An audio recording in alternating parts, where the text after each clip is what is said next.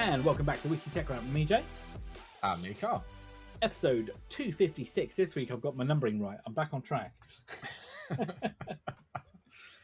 We're back, and we're into the quiet period, aren't we? Now it's summer is fully underway. For many companies, it's the end of a fiscal year and the start of a new one, and news is a bit scant at the minute. Wouldn't you agree? It's definitely the quiet period. It is, and we've got one more show next week before we go on our week break again, summer break, isn't it? So We've got one show next week where we've got this show, next week's show, and then we're off going quiet for a week due to kind of the, as you American chums would say, vacation time. And then we'll be back towards the end of August to continue into the next run of all the latest tech news and stories. But for this week, then, what do we got? Well, we're going to talk a little bit on Apple and some updates. Apple ahead of its September new releases. EA, of course, is looks like it's going the way of many things and being going back into private ownership, isn't it? And Asha Sharma of Xbox leadership has set out her stall following all those layoffs the other week, and we've got the update on that. eBay, and the weirdest story ever with eBay. I'm not even going to tee this one up. We'll just go straight into it because if you've not read this or seen it, you wouldn't believe it. And to close out today, we've got another update on the US government's. I want to say, is this a portfolio update? Isn't it? It's a bit more another stake in another company, isn't it? Yeah. On that front. All right, let's talk about Apple then. So we're teeing up, aren't we? We're now we're into the start of August. In about a month or so's time, we're going to have all of the latest keynotes we know coming from Apple around the iPhone, maybe an iPad, but I think we'll probably just get phones. There's talk, obviously, later one in October with the latest MacBooks. We talked about that last week, didn't we? But before that, they made some announcements around their AppleCare, haven't they? AppleCare offering. Sorry, they did. So it's been out in the US for a year or so ish. It's finally coming to UK, France, Germany. This is the AppleCare One, isn't it? It's AppleCare One. Sorry, yes. Come to UK, France, Germany, Australia tomorrow. Actually, Tuesday the 4th. So probably by the time you're hearing this, it may well be live. But this is, I suppose we've had AppleCare, haven't we? We've had AppleCare Plus, which has always been per device. You buy a new iPhone and it says, at the end of the buying process, would you like to add AppleCare One? It's been kind of a one-off cost, hasn't it? So AppleCare One is Apple moving to a subscription. Oh, hang on, another subscription.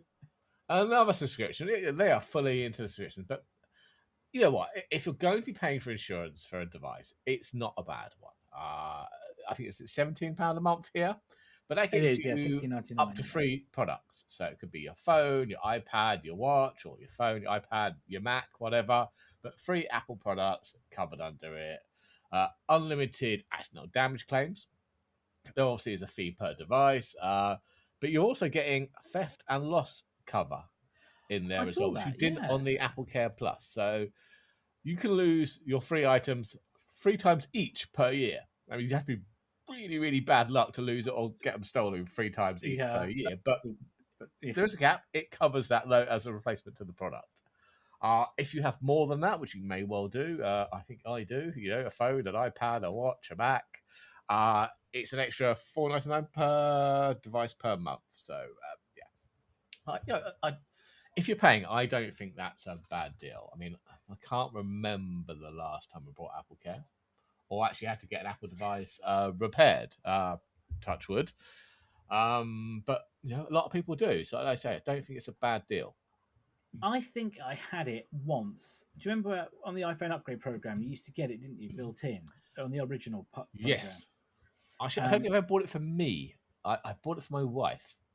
So I had it on when the iPhone upgrade program first came out. I had it on one of those, and I had the screen replaced on a phone in the store, which was great. But I've never taken it up since it became optional to take it off. And sometimes I'm probably chancing fate by saying this. I've got away with it. That's going to end today, guaranteed.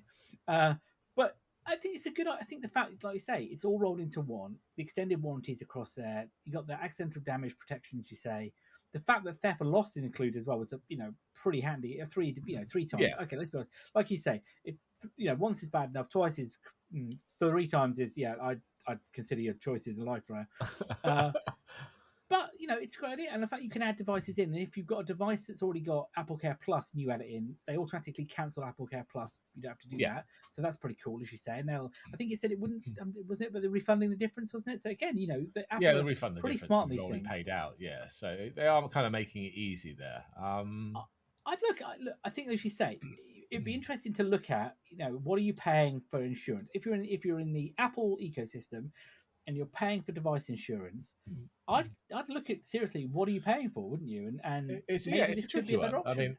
I mean, I just kind of not specifically phone insurance, but I on my house insurance, my contents insurance for our house, that covers the contents of it. I have cover that covers me outside of the house, and that will cover replacement of my phones, etc. But yeah, I mean, you're right. It's not insurance, so to speak, but it's for what the device damage is. It's as good as, in my view. And so I mean that covers me lost and theft. Yeah. It doesn't necessarily cover me chucking my phone at the floor and breaking it. No, actually, it might cover accidental damage. I would have to check, but yeah. I think, look, as you say, I think it's a good offering here. We're all going to talk about another Apple in a second. I'll kind of hold my point, but I wonder how long before Apple start bundling their subscriptions together. It's my next. Yes. Do you get it with your what was this, Apple One? Well, that's going to AppleCare One. So do you get it with Apple One? Is their big subscription bundle now, isn't it? Yeah. So Apple, I mean, just to kind of recap on what Apple One gets you. So Apple One, as you say, is the kind of several Apple services in one. There's 3 flavors: individual, family. Is there Premier One? I think there is. But yeah, the top is Premier. I'm paying for that. Well, I should know that. I'm paying for that. Yeah. So that's the best of Apple. You get iCloud Plus, 2 terabyte storage for everything: Apple TV, Apple Music, Apple Arcade, Fitness, and News. And that costs £36 a month. And you can have 5 people on that plus yourself. Which is perfect for my family. So everybody's got their device, everybody's sharing the storage, the backups are all covered, everybody can use it. It's great. But you're right. I wonder how long before they start wrapping into that some of the other parts of it as a different tier. Now, which leads us nicely into the next story, isn't it? There's some hints coming from Apple that there may be different iCloud Plus subscription tiers coming, isn't it? Yes. Well, we did kind of flag that, you buy your iCloud Plus or Apple One in this case, you were going to get higher daily allowances on Apple Intelligence. Yeah. But in their latest, what was it, their financial forecast, wasn't it? Apple more or less said there will also be extra tiers above that for heavy Siri AI users. Which kind of makes sense, that's how the frontier AI companies charge, don't they? You can have a free plan with little bits in it. You can have a pro plan at a reasonable price, or you can go to a max plan or an ultra plan or whatever you want to call it, where you get a lot more compute capacity. And that's probably how Apple's paying for it. Well, I think it must be, isn't it? You've got to monetize it somehow. Exactly. Even those free users are costing you money. Well, and this is a bit that I was kind of puzzled about, because in his earnings call, didn't it, which was last week, where Apple made a shed ton of money, we should say, and also Apple in the last couple of weeks exceeded the $5 trillion market cap as well. They're only the second only company to do that, so amazing work. And I think I saw Apple's revenue. I may have got this wrong. I think their revenue for Q3 was like close to $110 billion. Unbelievable. But Tim Cook said in his. I'm guessing that was his. Is that his final? It was his final one. It was his final. Yeah, his final earnings call. He was saying that, and I quote, in terms of what it means for the compute cost, it's obviously early going for us, and I don't want to say what we have a complete plan for that. We do believe there may be people who want to use it a lot, yes, and so we'll have to have some kind of upgrade possibilities on iCloud Plus, where people can buy up the stack on iCloud Plus, and we'll show how the pickup for that is. But we could not be more excited about where the product is. Yeah, of course you are, because you're going to make more money. Now, at the moment, the iCloud Plus tiers really are around storage capability, aren't they? It's typically around the storage cost. So as I say, in the Apple One subscription, you get up to 2 terabytes of storage across the board. You can increase that up to 12 terabytes, I think, isn't it? If I remember correctly. Can they? Yes, I imagine so. Yeah, up to 12 terabytes across the board. And that's, but other services offer up to 100 terabytes. Now, there's a difference between compute and storage here, because I don't understand, if you're using Siri AI, how you're going to fill up 12 terabytes of storage. I'd argue it's more around tokens. If you want it in orbit, another name, isn't it? Really, It is, but I suppose most people pay for iCloud, not necessarily Apple One. I don't have Apple One, but I pay for iCloud plus 2 terabytes. yeah, So I that's a suppose good it's point. an easier add-on there than in Apple One. But then it'll roll into Apple One, won't it? Because if you think about it, Of course it'll roll in because that's included. I think what's your individual gives you 50 gig, doesn't it? In Apple One, Family gives you 200, and Premiere gives you 2 terabytes. So yeah, it will roll into that. Yeah, it's got to happen. Look, the bottom line here is Apple have to monetize this. They have to ensure that they are not going into negative cost on this because it will get used. I mean, I've been playing with a new shoe should not be mentioned on my iPhone, and you've got to admit it does work now. I've still not really used it. I haven't tested all scenarios. I'm not subscribed, but I'm signed up to the beta and I have it now. But I've not really had the chance to play it. I haven't tested all scenarios that I'd like to use, but it is far more responsive. Now, does that mean that it's fixed 100%? Don't quote me on that. I just do think that it is definitely in a position where it is, it's a good step forward. Absolutely. So, will we? I wonder whether or not at the next device release keynotes they may tee up this because it would make sense, wouldn't it, to at least announce these at the same time? Because if you bring out the phones, you're announcing iOS 27 as being GA. You're going to show the capabilities off on the new devices. People are going to use it, aren't they? Yeah, definitely. So I think have another think about that iCloud. Okay, so I think it's an easy upgrade for them where it doesn't really cost them any more. If you're on a 50 gig iCloud and you want more AI, you can just I'll upgrade to the 2 terabytes. But if you're not using the storage, it's not costing Apple anymore. Not like they went to Apple One, where Apple then bundling in fitness and news, which have a perceived cost. You know what I mean? So they're not using the storage, but just wanting extra AI. It's free to Apple, more money.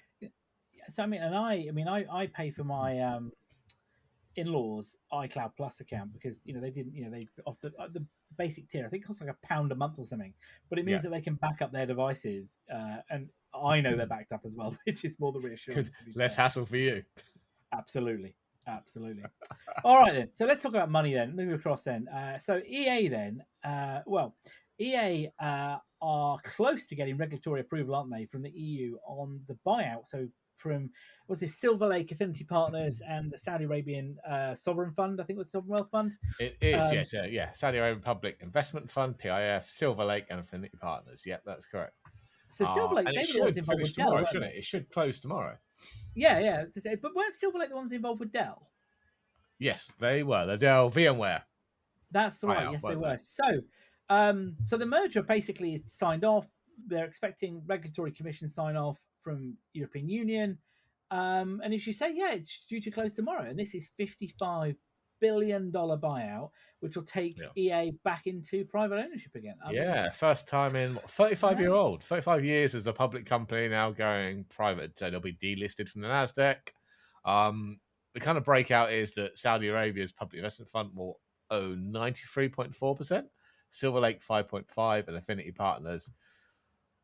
Affinity Partners, for those who don't know, is Jared Kushner. So yes, there's a Trump link there. They will own 1.1%. So Saudi Arabia's public fund obviously only own 9.9% stake in EA. So they're kind of just extending that out, or significantly extending that one out, I should say. But there's a lot of debt involved in this. So there's 36 billion in equity from the consortium. There'll be 20 billion in debt committed by JP Morgan Chase, and roughly 18 billion that gets drawn down at closing. So those shareholders will make a bit of money, $210 per share in cash. So it was around about 25% premium on the closing price before the deal leaked in September. Because obviously we spoke about this before, didn't we? And it was a leak, not an official announcement. But obviously at that point they had to put a stake in the ground and say that's the price before the EA share price go crazy because of all the trading, hoping to make a buck. So 25% premium is not bad, is it? Not really. I mean, to be fair, it's pretty good going. Though there are some concerns, aren't there, over the Oh, ownership, particularly with the Saudis here, around how this is going to look. I'm not sure the Saudi influence is the biggest problem. This is apparently the largest leveraged buyout in history. And There's a lot. how Well, then do there's these debt could be investment issued. firms, yeah, how do these investment firms make their money? They'll be laying off staff. Yep. They'll be upping pricing. There'll be subscriptions galore, loot boxes, whatever. Well, Oh look, gosh, EA yeah. is not great for that. It's going to get worse. I really do have concerns, like you say, what the quality of the game. Now, the game. I think you're right. The leverage buyout is the biggest issue here. There are some concerns, though, from the workers' union, aren't they, around Yeah, of where course. the lack of transparency, particularly because obviously once you go private equity or private, they don't have to report to the street anymore No, in the same way. There's not the same visibility into what is going on in terms of the control of the company. Workers' rights obviously still remain the same regardless of where you work, but how the company operates around that, isn't it? And yeah. then the Saudi Arabia connection, of course, there's a lot of concerns over the historic human rights record, particularly around that. We won't get into a lot of that here, but that's concerns. Given one of the games that is The Sims, isn't it, which is built on diversity. There's Yep. some people saying, oh well, will that mean that they won't be able to have all the same stuff in that? I very much doubt that. I don't think the Saudis particularly care about that, in my opinion. I think they're just caring about the money. They Um, are. I think there's a very different approach here to how that Yeah. may look otherwise. That being said, I mean, I don't know. I mean, given what's going on in the game industry at the moment, full stop, Hmm. you worry, don't you, about where these things You are do. heading? I think the kind of plus side, if you call it that, so Andrew Wilson, the current CEO, will be staying as the CEO, and EA is still going to be headquartered in the US, Redwood City, California. But yeah, it's just another kind of nail in the coffin of where the gaming industry is going at the moment, I think. I think it is, and it's a real shame because we had so much excitement over the last couple of years, didn't we, around the gaming industry, Yep. and then it just, I don't know, it just seems to have hit the metaphorical brick wall, isn't it? And the bob's fallen out of it, and the investments have gone, and the money seems to be drying up at least at the moment, or at least there isn't the revenue coming in, is there, in that sense? No. Yeah, I don't know. Time will tell. At the moment, nothing's going to change overnight. But I think you're right. No. I wouldn't be surprised if we're going to be reporting on job losses in a few months' time. I really wouldn't be surprised in that sense. Yeah. I think that's exactly where this is going. Oh, that's a loud plane you're I'm being bombed, apparently. Very low flying here. duck.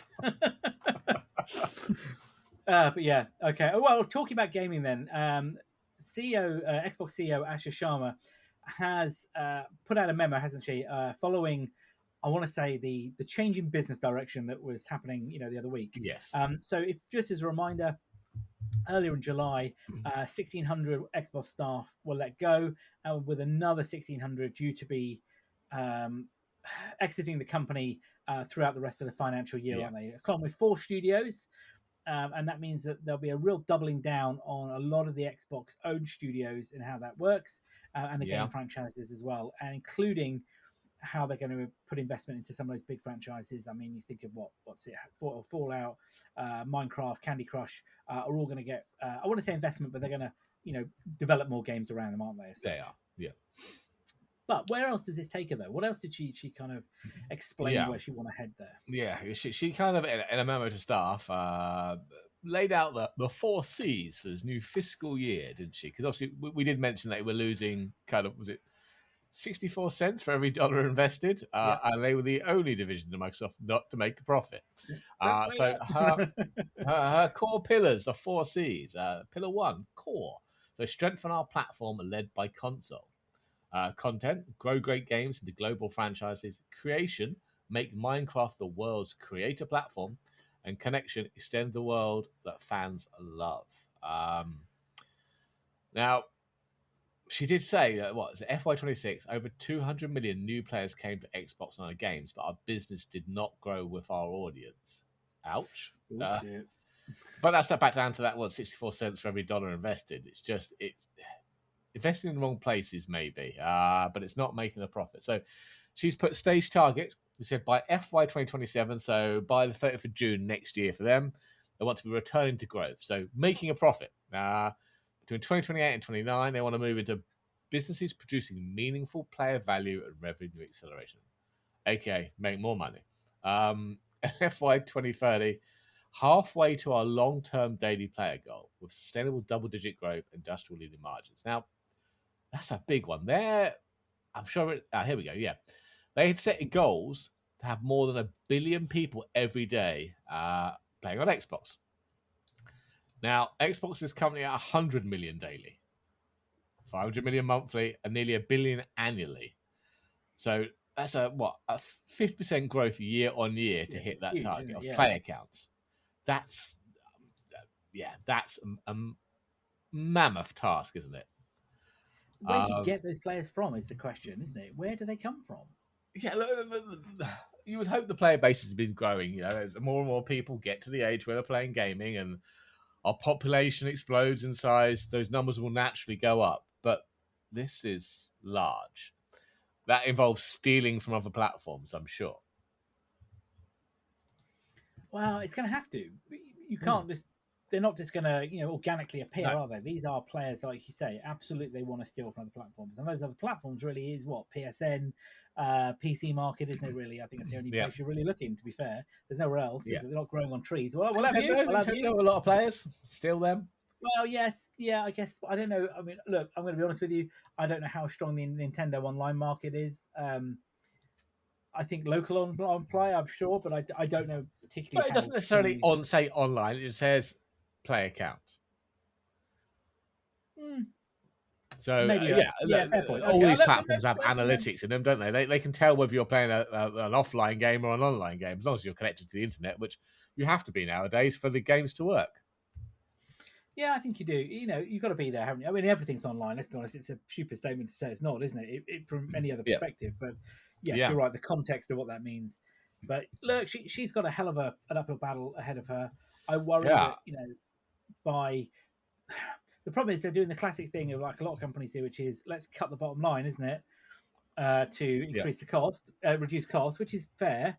But the problem is you reduce the people, it makes a lot more work for the existing teams and studios to do that. So I hope they can do it. I really hope. I have faith they can do it, but and she's trying to. Some of the other things they laid out is about getting that word of mouth out. So they have got long-term plans for a bigger push into media. Film, TV, consumer products, sponsorship, live experience, global partnerships, including China. There's going to be a Call of Duty film with Paramount in 2028, a Gears of War film for Netflix, plus an animated series, Minecraft, the movie number 2 in 2027. Obviously, we've got Fallout Season 3, CFE's film, and dozens of other film and TV projects in total. They've also said that Minecraft is going to get more investment than ever before. And there was talk about Project Helix. So that's slightly changed, obviously, due to AI-driven memory and component pressure. So one part of Microsoft has shot Xbox in the face and stolen all their RAM, basically. So they've had to adjust their plans because Xbox isn't making money, but the other parts are. So they are presuming they got priority on the memory. That's very much a stick up, isn't it? It's like hand it all over. We're leaving now. My own company is sabotaging me. Oh, that's hilarious, isn't it? Really, when you think about it, it's like But look, we'll see where this goes. She's new to it. Let's give her the chance. Oh, see if she makes a go of it. She seems to be confident that that they can get back into growth by the end of the next fiscal year. And Microsoft have started their current fiscal year, so I suppose that'll be the marker. This time next year, are they actually profitable? Yes, absolutely. Right. Okay. Well, let's move on to the next story, which is, quite frankly, the weirdest story I have ever read. And I'm going to let you tee this up because I just can't get my head around it. It's borderline deranged. So eBay, I think we talked about a month or two ago, didn't we? About who was it? Was it GameStop trying to buy them, wasn't it? It was just insane. But this is more insane. So back in August 2019, okay, a couple called David and Ina Steiner from the US, they wrote an article that they have a They're website starting to called make it, yeah. E-commerce Bytes. Yep, a small newsletter covering e-commerce industry. So they wrote an article which wasn't favourable about eBay executives. Okay, now eBay executives consider this very critical, and according to the court filing, the then CEO David Wenig messaged his communication chief saying, "Take her down." And two leaders allegedly told staff, "I want to see ashes as long as it takes whatever it takes." So what followed over the next several weeks, and this is real, this has been in court filings, this is what a Fortune 500 company has done. They sent live cockroaches and spiders to the couple, to their home. They sent a preserved fetal pig, a funeral wreath, a bloody pig Halloween mask, a book about surviving the death of a spouse. They also sent pornographic magazines addressed to David Steiner to his neighbour's house to defame them locally. They attempted to plant GPS trackers on the couple's cars. And they also sent threatening social media messages and in-person surveillance. Yeah, I mean, what? This is from a Fortune 500 company, from their CEO. It's just it bonkers. Is. So, yeah, obviously, this went public. A 2021 lawsuit accusing eBay of conspiracy to intimidate, threaten to kill, torture, terrorize, stalk, and silence the couple. But before the trial kicked off, back in 2020, federal prosecutors charged 6 former eBay employees plus 1 contractor with charges. All pleaded guilty, with sentences ranging from prison to home confinement. And eBay paid out $3 million criminal penalty at that. Well, not at that point. They dragged it out to 2024 under a deferred prosecution agreement, I should say. But yeah, so in 2021, a separate lawsuit was raised, and that has finally come to a head back in 28th of July. So, less than a week ago. Oh, and so it was a civil settlement. eBay are going to be paying out big. So eBay themselves will be paying the Steiners $46.15 million. The previous CEO, David Wenig, will be paying $2 million personally to them. Wendy Jones, who was a former SVP, will be paying $500,000. And Steve Weimer, the former CCO, will pay $50,000. So the Starmers will in total get $48.7 million. eBay will also have to be paying $6 million charitable donations, and Wenig will be paying $1 million charitable donations to the First Amendment charity in Ina Stana's name. Yeah, this. It's just the crazy. mind boggles. I mean, also around this, wasn't there? 7 former eBay employees also went to prison, didn't they? Or house arrest. Yeah. I mean, ranging from nearly 57 months all the way through to 12 months for 4 of them. I just, like you say, I mean, you can't make this up, can you? It's crazy. It is. Yeah, look, I mean, one of the things they did, what was the reason for it, though? Because they wrote a slightly unflattering journalistic piece on them. Yeah. I mean, and the fact that Weinig and Weimer, I'm interested in their names both sound with W, they were accused in a civil lawsuit, weren't they? Like you say, giving them carte blanche authority just to carry out campaign. I mean, this is like something out of the mafia, isn't it? It is. Go and basically, I want them silenced. Basically, that's what it sounds like. The mafia. It is. I mean, the one thing the Steiners did great, they put a no confidentiality clause in the lawsuit. So basically, everything was public, so that eBay couldn't get away with this behind closed doors and pay them off. It had to all be publicly written. Basically, so you can't silence the media, which is basically what they were trying to do, weren't they? Yeah, I just, and fair play to them. They could have probably wanted this to go away. But, I just like to say, my mind boggles with it. I mean, the fact that the company would do this. Now, we should state that leadership at eBay has changed, hasn't it? And there was a statement from eBay making, like you say, a strong condemnation of it and saying that the company has full new leadership and things since 2019, which was a while ago, have changed. But the fact that they were doing this, 7 years ago, is just... It's not just, is it? How many people must have been involved with this and went, oh, God, I'm okay with that? Yeah. There have to be. Because it's more than just the people named here. Oh, of course it is. It's not the sort of thing you could have kept quiet, is it? Given quite possibly people still working there. Yeah, Crazy, absolutely crazy. Yes. Well, I'm sure the Steiners are glad to see the end. Well, beginning I'm of sure. the end of this. Well, yes, How long eBay drag out paying this out? Who knows? I have no idea indeed. But I like you say, 46 million, whilst it's a nice payout, certainly doesn't take away the pain that would have been inflicted by this going forward. No, not at all. So let's talk about the last story here, which is the US government has decided to take another stake in another company, hasn't it? As They part of have the Chips this Act. CHIPS Act funding, yes. So you may recall they did the same with Intel. They They did. have been discussing buying a stake in, or taking, not buying, I should say, taking a stake, isn't it, in OpenAI? Well, the Yeah. latest target is GlobalFoundries, isn't it, with a $300 million stake there, which will get to give them, what's it, 1%. Yeah, 1% equity. Yep. 1% equity, which is valued around 269 million, wasn't it? So they get 300 million Yeah. in funding, and the government gets back 269 million, roughly speaking, so to speak, isn't it? Great business deal from Trump there. I Pay mean, 269 million for 300 million. Yeah, I'm it's sorry. all Pay about the 300 deal. million for 269 million. It's all about the deal. It's all about the deal. It's all about the art of Um, the deal. Yes. Now, but this has been framed, doesn't it, as not a deal, but is an investment to accelerate domestic semiconductor innovation, particularly in the AI data center world.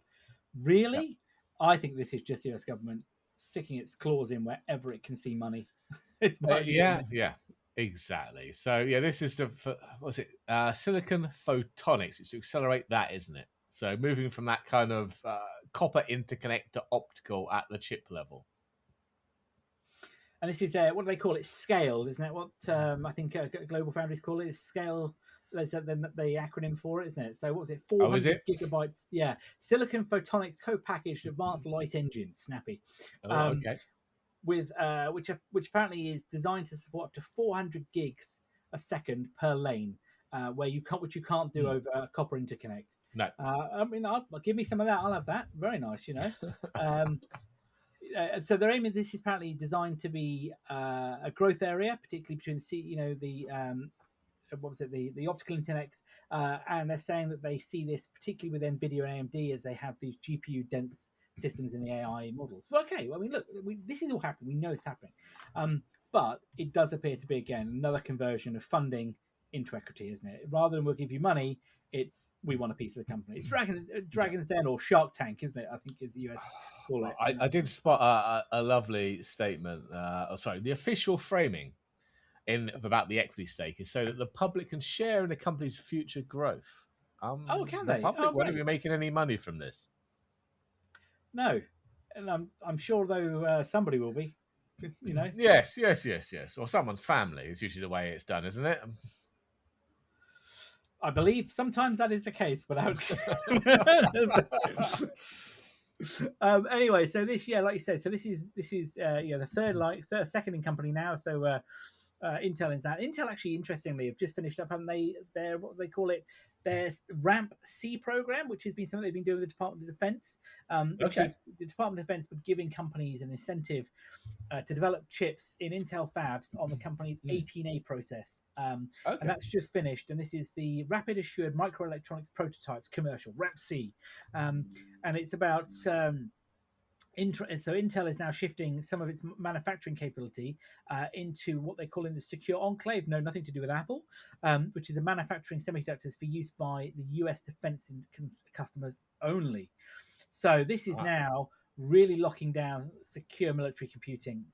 So no longer commercial chips or systems that are designed out purely, military or defense only capability there. So if you think about it at the moment, you see a lot of in the news where Russian or other countries with these drones that have been fired, aren't they? That have sanctions on them, so they shouldn't be getting access to Western technology yet. There's plenty of times you get these OSINT, open source intelligence reports that state that so and so drone was used with off the shelf chips, wasn't it, or sanctioned companies chips in there and stuff like that. So this is about locking a lot of that down, and for them, this is purely for the US military only, and provides secure manufacturing capability that only is done in house in the US for them. Look, good luck to them, because nothing drives innovation and manufacturing like warfare. And right now, the US is doing a lot of that, aren't they? So, and I guess they need to increase their production in a secure way. I'm not condoning any of that, I should say, but it is a known fact, isn't it, that nothing drives business like war. That's true. True, very true. Well, that's all we've got time for this week, anyway. A bit of a shorter show this week. As I say, it's a quiet week in the news, but we'll be back, as I say, next week for our last show before our short summer break, where we'll have a week clear before coming back late in August.